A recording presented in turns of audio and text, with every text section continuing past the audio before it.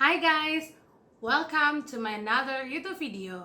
Nama gue Gita dan hari ini gue mau ngebahas kisah seorang serial killer yang luar biasa sadis guys. Mau tahu gimana cerita lengkapnya? Ya, check this out.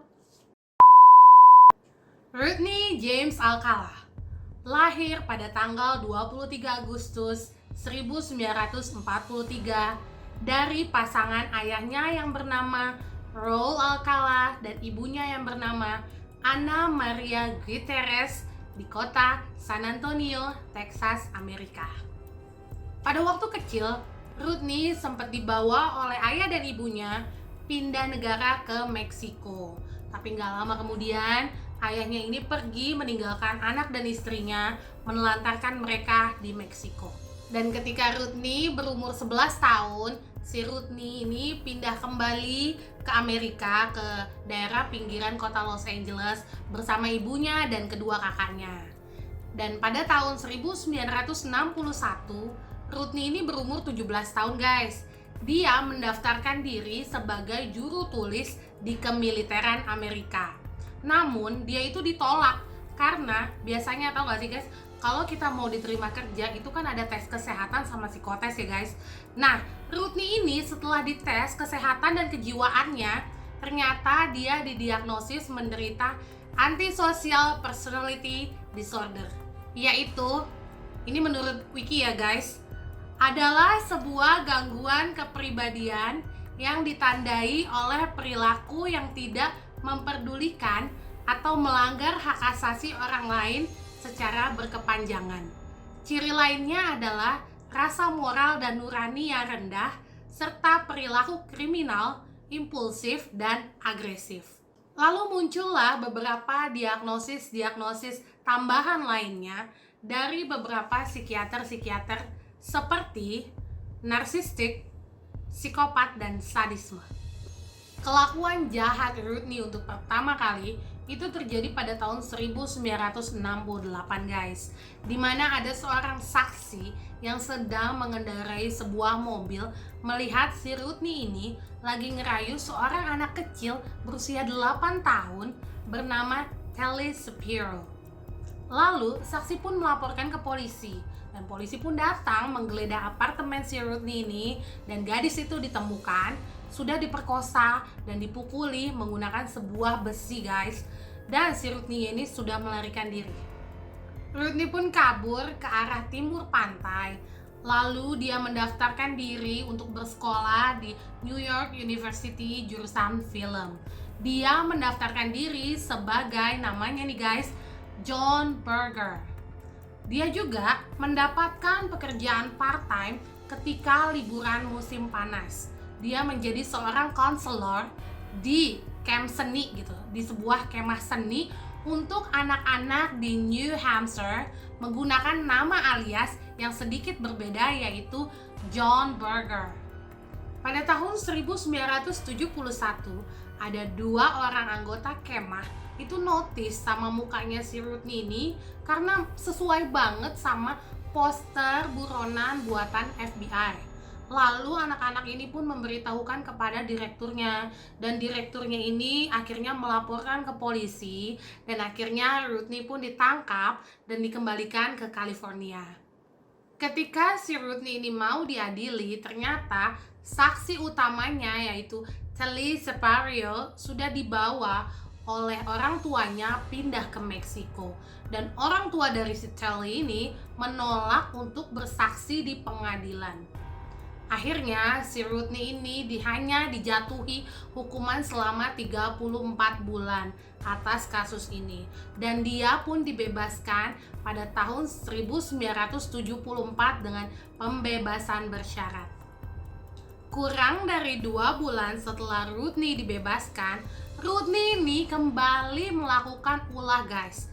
Dia ketahuan menculik seorang gadis berumur 13 tahun, lalu memberikan anak gadis itu narkoba, sehingga Rodney pun kembali ditangkap, diadili, dan dipenjara, kemudian bebas bersyarat setelah 2 tahun kemudian. pada tahun 1977, setelah sekian banyak track recordnya si Rodney ini, dia mendapatkan pekerjaan guys. Dia menjadi editor surat kabar di Los Angeles Times.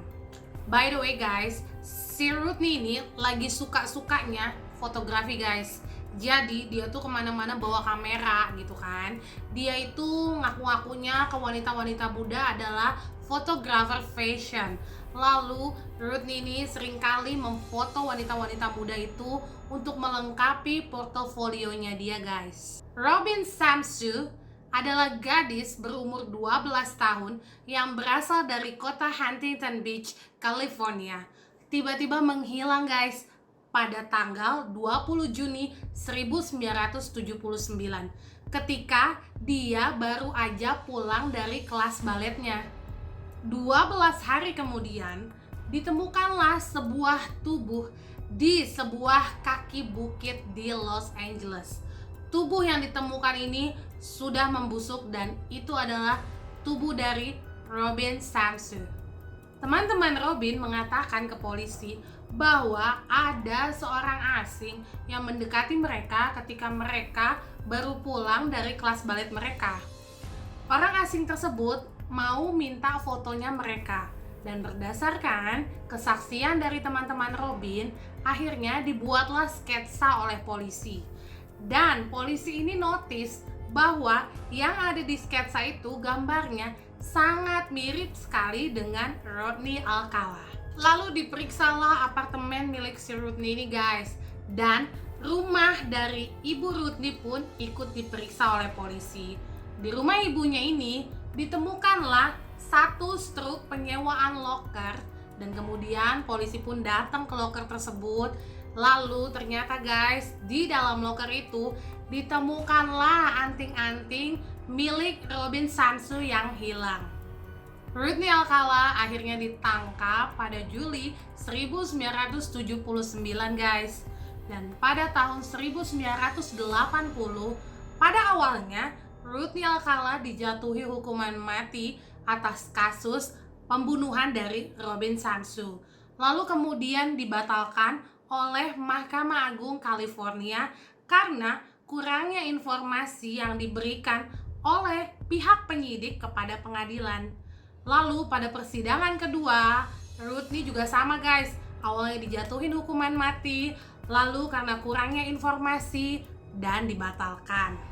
Pada tahun 2003, ketika sedang mempersiapkan persidangan untuk ketiga kalinya, adanya bukti-bukti baru yang ditemukan oleh investigator polisi.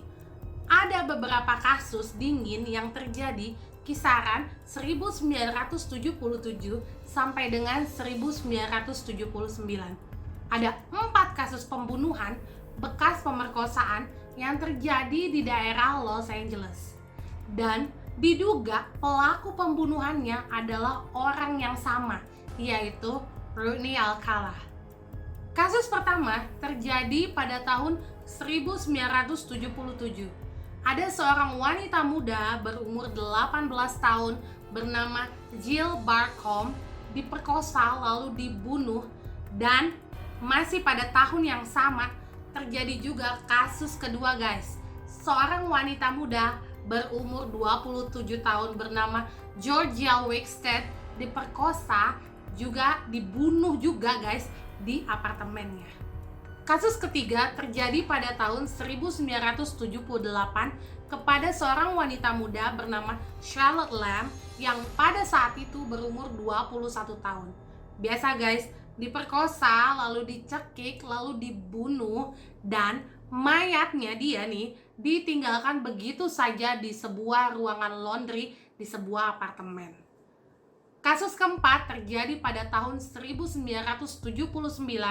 Ada seorang wanita muda juga bernama Jill Parenteau berumur 21 tahun ditemukan tewas di apartemennya. Jadi, bukti baru yang ditemukan adalah sampel DNA milik Rodney cocok dengan sampel DNA para korban, dan anting-anting dari Charlotte Lamb ditemukan oleh polisi di loker penyimpanan lain yang disewa oleh Rodney Alcala di daerah Seattle. Pada persidangan yang ketiga, dituntutlah si Rodney Alcala ini atas kasus si Robin Samsu dan 4 kasus tambahan lainnya. Tapi karena persidangannya ini cukup alot, menyita perhatian publik, akhirnya pada Maret 2010, Rodney Alcala dijatuhi hukuman mati untuk ketiga kalinya, guys. Rodney Alcala saat ini masih dipenjara di San Quentin State Prison. Dia sedang menunggu hukuman matinya untuk dilaksanakan. Sedikit fun fact ya guys mengenai Rodney Alcala ini. Yang pertama, pada tahun 1978, yang pada saat itu dia itu sudah membunuh 2 wanita kan ya guys. Dia ini masih diterima sebagai kontestan dari The Dating Game, yaitu sebuah reality show untuk mencari jodoh. Jadi, kalau sekarang itu kayak Take Me Out kali ya guys. Fun fact kedua adalah ketika si Rodney ini di penjara, dia ini sempat membuat sebuah buku yang menceritakan tentang kisah dirinya yang diberi judul You the Jury, di mana di dalam buku itu dia tetap merasa tidak bersalah atas pembunuhan Robin Samsu. Dan di dalam bukunya itu guys, dia itu mengkritik sistem hukum yang ada di California saat itu. Fun fact yang ketiga adalah portofolio foto yang dimiliki oleh Rodney Alcala akhirnya berhasil diidentifikasi oleh polisi. Ditemukanlah ada 120 foto wanita dan anak-anak yang ada di dalam portofolio tersebut, termasuk para korban dari Rodney Alcala. Dan sampai dengan tahun 2019, polisi masih mengidentifikasi foto-foto tersebut.